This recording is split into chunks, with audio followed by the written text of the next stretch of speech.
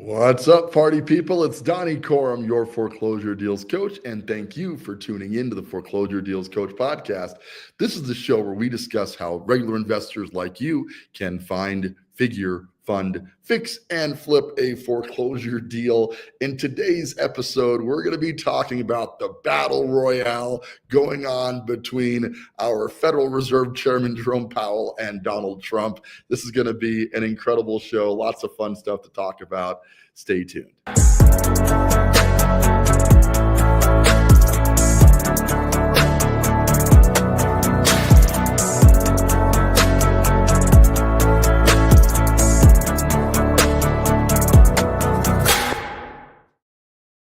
Hello, and welcome back to the Foreclosure Deals Coach podcast. Once again, this is a show where we help investors develop the mindset, tactics, and tools of a successful real estate investor with our foreclosure profit system, which allows investors to, wait for it, find, figure, fund, fix, and flip a foreclosure deal. Yes, you can do it as well. All you got to do is head on out to foreclosureprofitsystem.com. I will give you the whole rundown on how to get started in real estate investing, locate the deal for you, analyze it with my team, fund it with my private and hard money lending resources, fix it with my group of contractors, and then flip it with a minimum profit target of $25,000. But some of my clients are making way more than that per deal, and you certainly could be one of them as well. Just head on out to foreclosureprofitsystem.com and let's talk about whether the system is the right fit for you.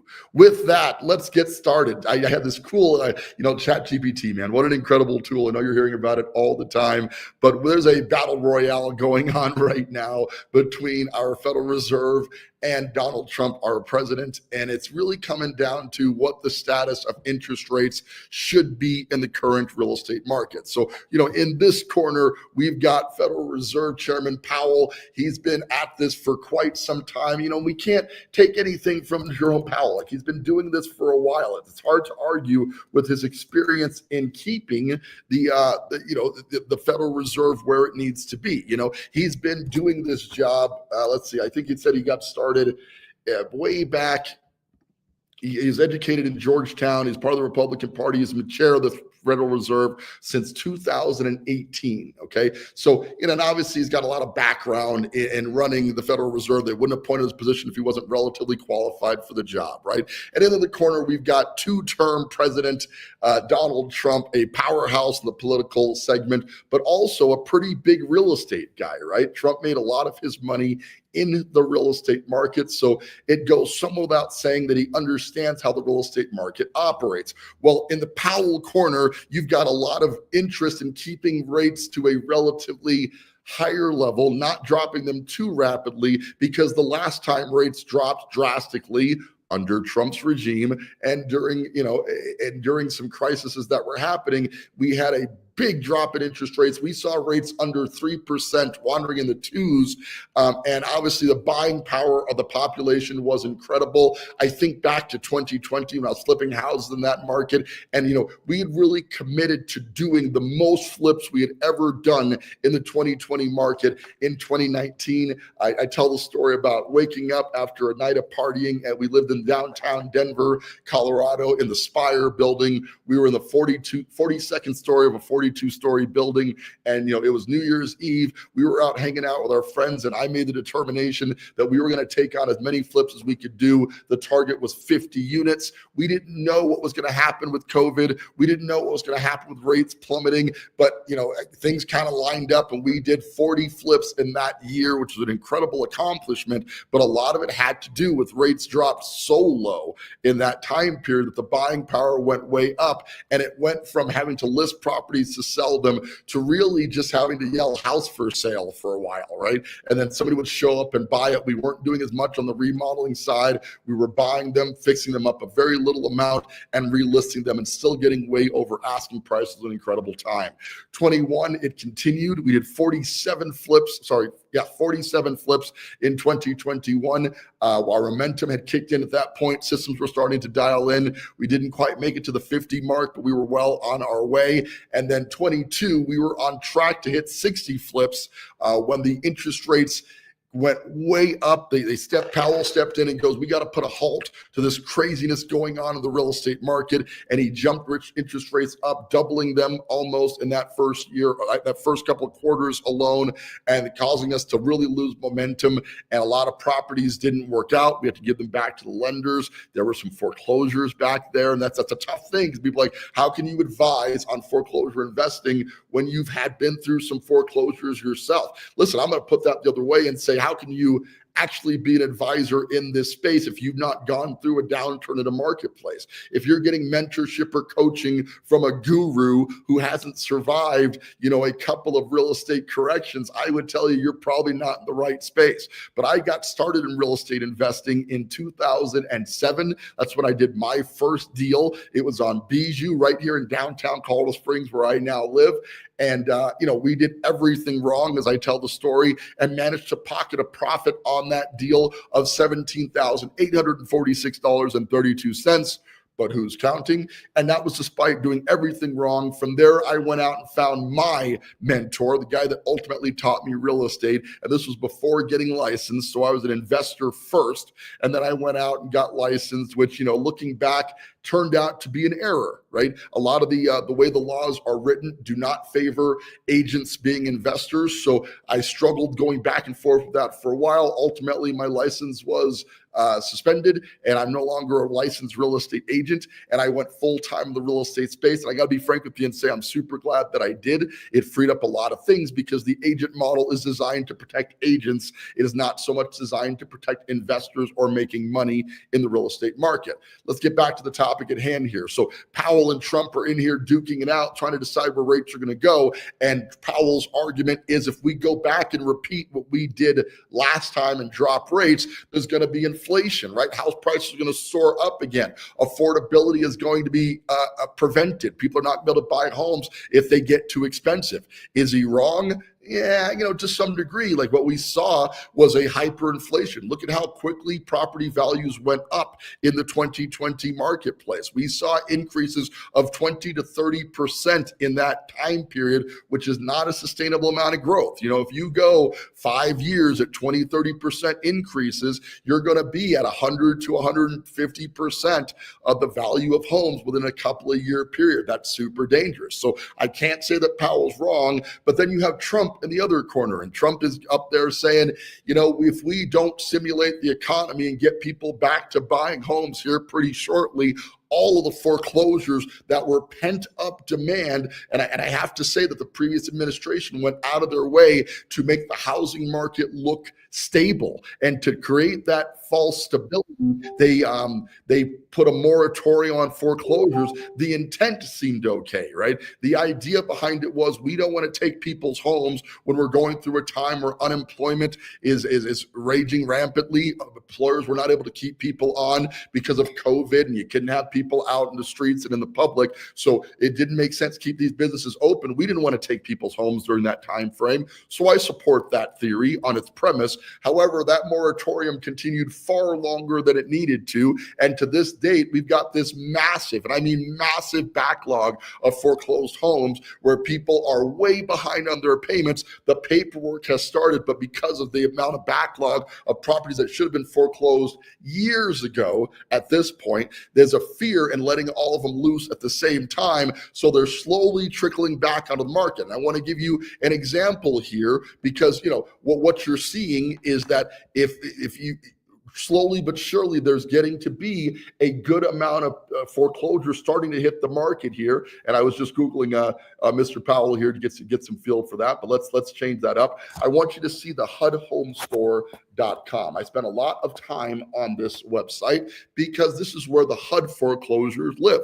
And whereas in the past couple of years, you might have found, let's call it 8 to 10 foreclosed homes, very, very few of which in the El Paso County area, because it has been such a stable market for so long. Now we count there are 20 listed HUD properties, about double what we've seen in previous years, and it's increasing. And El Paso County, usually well insulated from a lot of foreclosures because of our high churn, a lot of people moving into town because it's just a great place to live, for one, but also because we got this military contingency, right? And the entry entry level, the foreclosures tend to be in the entry level properties. The buyers, military buyers, tend to be more in the entry level for purchasing. So that combination means there's not a lot of need for homes to foreclose here in our market, but it is happening despite that. And here's an example. You're looking here and you can see here's one on Dooley Way, 2 Cielo Vista, 3 on Angelina, right?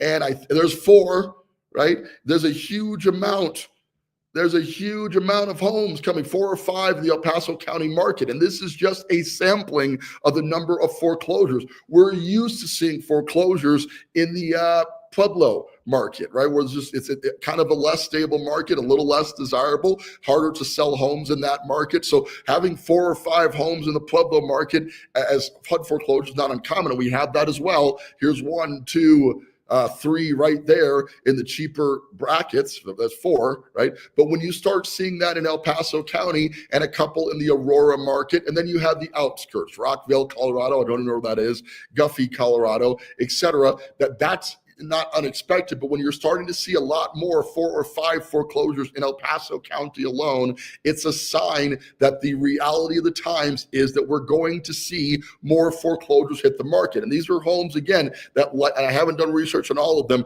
but in certain cases, these are homes that should have been foreclosed a couple of years ago. They were in default years ago. They just sat in I guess, purgatory for real estate, right? For several years before the process caught up and actually got these properties foreclosed, and now they're owned by HUD and they're being slowly put back onto the market. This is all good news for investors in one sense, okay? We want a certain amount of foreclosure inventory because we need a bottom of the market for investors to buy at the bottom, rehab these properties, and sell them back at retail. That's a necessary cycle to keep the market churning the way it needs to be churning.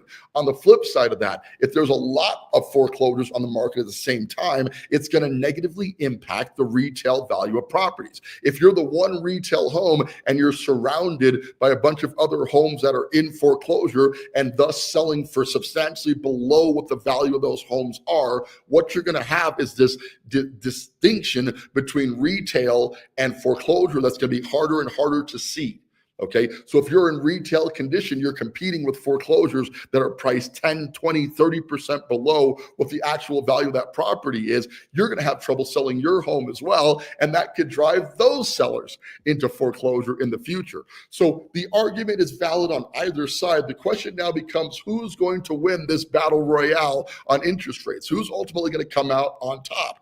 And I got to tell you that at some point, Powell is going to have to yield. There's just no way around it. We're going to have to see a decrease in interest rates eventually. I'm going to be frank with you. And the reason that Trump's, he's angry in general because he's just kind of an angry dude. But the reason you see all that anger and emotion on his face, because that's how ChatGPT did it, but also because he's pissed off because he's trying to get this economy turned around, right? It's in his best interest, going down in history, driving tax revenue, all the things that the president's supposed to be doing. It's in his best interest to see this turn around and us getting more activity in the real estate market before this thing completely bottoms out, because real estate touches everything.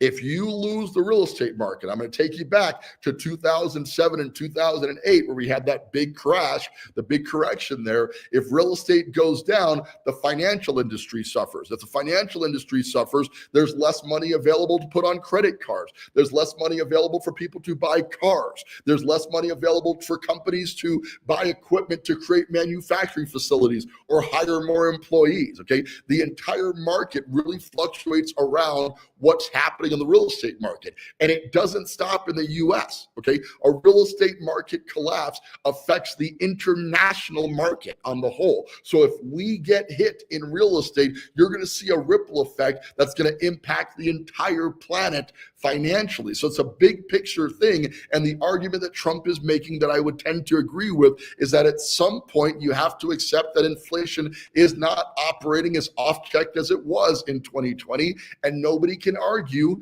that it was way out of whack in 2020 when we were selling money for 2.75% and house prices were going up. We can't argue that it happened. What we can argue is they've done a pretty good job of stifling it.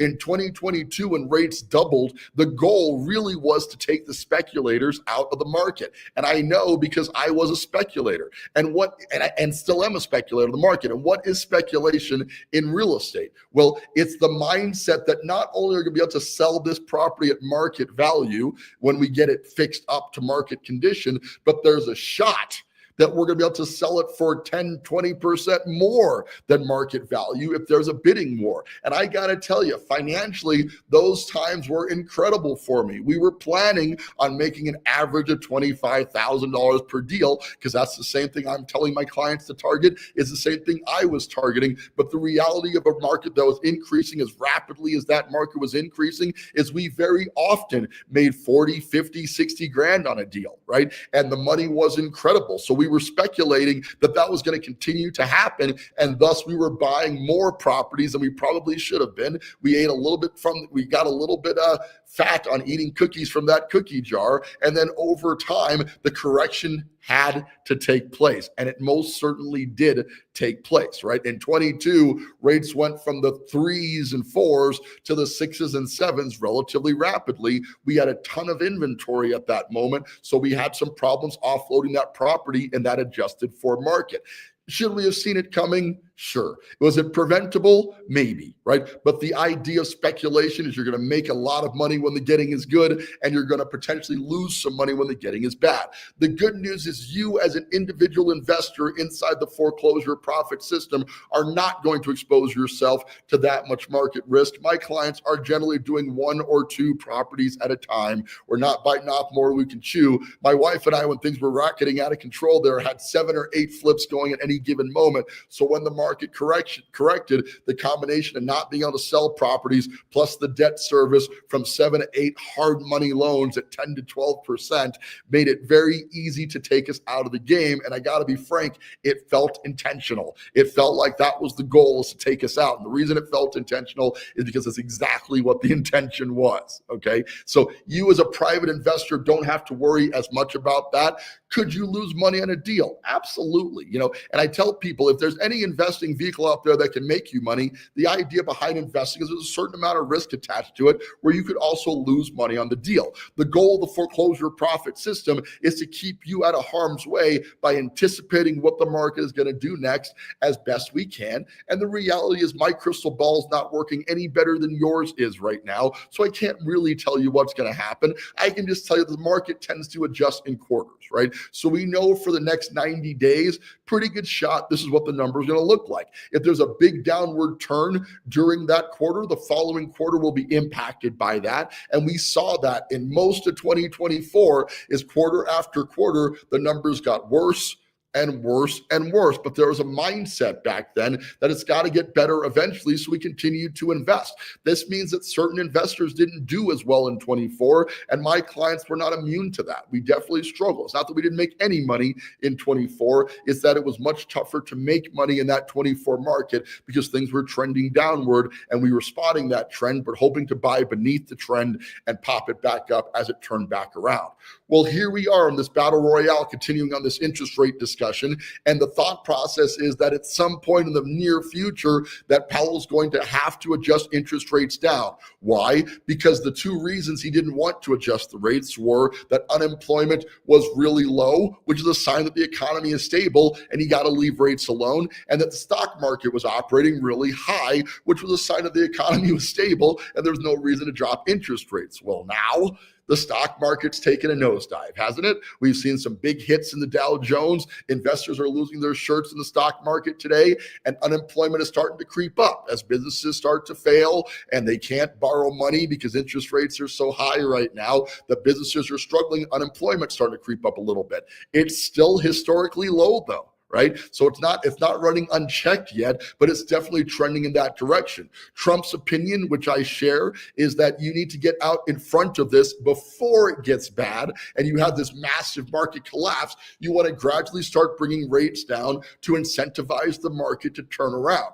As a private real estate investor, your goal is to anticipate and get out in front of it. Today, I can tell you that my clients are doing wonderfully. We're targeting $25,000 per deal, but we've had one client make $65,000 on a deal we did recently. Other clients who are just hitting the market now that are going to do a lot better than the $25,000 target, and others still that are staying right within target. But what is noticeable is that days on market is starting to come down a little bit because it's springtime here in the Rockies, and this is our busy season. Spring and summer are notoriously really good markets for us. So we are anticipating that things are going to continue to get better for the next 6 months. The question is when we get to the fall and winter cycle, is it going to get bad again? Is it going to slow down more than usual? And the fear is that if rates don't come down, that's exactly what's going to happen. We're going to see that attrition. It's going to be worse than expected.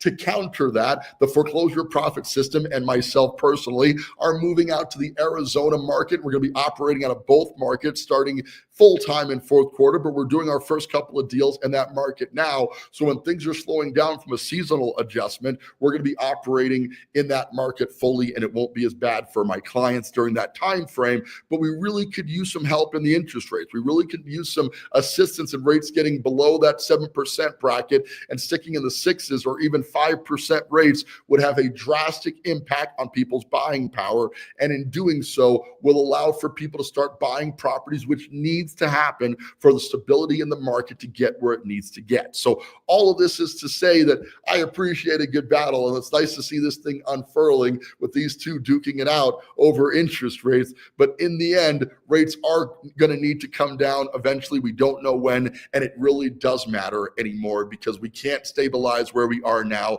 with the current level of activity. It's going okay now because of the seasonal adjustment, but outside of that seasonal adjustment here in the fall, we could struggle quite a bit if rates don't come down at least a little bit between now and then. I think things are going to get a little worse before they get better. This is not to create fear for you guys, but rather to say that we're anticipating the future of the market, which means we got to buy them better if rates don't come down, because there are always going to be buyers in the market. We're just going to have to buy them for less and sell them for a little less to compete in the marketplace. If rates come down, it will allow property values to stabilize a little bit, allowing for people to sell at or even above retail again. We don't go so far above retail that we see people overpaying for property, causing the inflation that happened, but we do want to see people paying more for nice properties. Doesn't that make sense? Doesn't it make sense for you to pay, if you're getting a Hyundai versus a Ferrari, you're willing to pay more for the Ferrari, aren't you? Because of the engineering, because of the look, whatever your reasons are, it's okay to pay more for value. Well, flip properties are adding more value because they're nicer, they're remodeled, they got new paint and new flooring and new carpet, and all the things that are happening in that allow for people to pay a little bit more for those properties. That is just how it should be. So we want to get back to that stability of the market. We're not seeing that now, but just selling at retail, competing with Joe Schmo retail, we are able to buy properties that consistently provide that $25,000 or more in consistent returns. So it's a great time to invest, and the future is looking very bright once we do see that impact on interest rates, which at this point is inevitable at some point. We just got to get out in front of it and start doing deals now. So that's our show for today, guys. I'm excited about this battle unfurling. I'm excited about seeing how soon rates start to trickle down. And I do believe they will eventually. In the meantime, if you're looking to get started in real estate investing, but just don't know where to get started, that describes a lot of people. And I just signed a client, Larry, who's a pilot. And one of the things we were discussing as a pilot is you don't get your pilot's license by hopping in a plane and figuring it out. Your first step in getting a pilot's license is hiring a flight instructor, right? Well, that's true of flipping as well. You don't want to get started and figure this out on your own. The mistakes you're going to make are going to cost you substantially more than getting the right training and coaching and mentorship that is all offered as part of the foreclosure profit system. So my encouragement to you is head out to foreclosureprofitsystem.com, schedule a call, no pressure, no sales pitch. We're going to talk about whether this is the right fit for your investing situation. And if it does fit, we'll talk about what it's going to cost you and the benefits getting started in real estate investing with the foreclosure profit system and myself and my team. I promise you, if you qualify, this is the best model out there. It's simply impossible to get a deal done more cost efficiently than it is with my system. So I encourage you to take advantage of that. With that, this is Donnie Corum, your foreclosure deals coach, thanking you as always for tuning into the show and reminding you now and always, don't buy a house, buy a deal.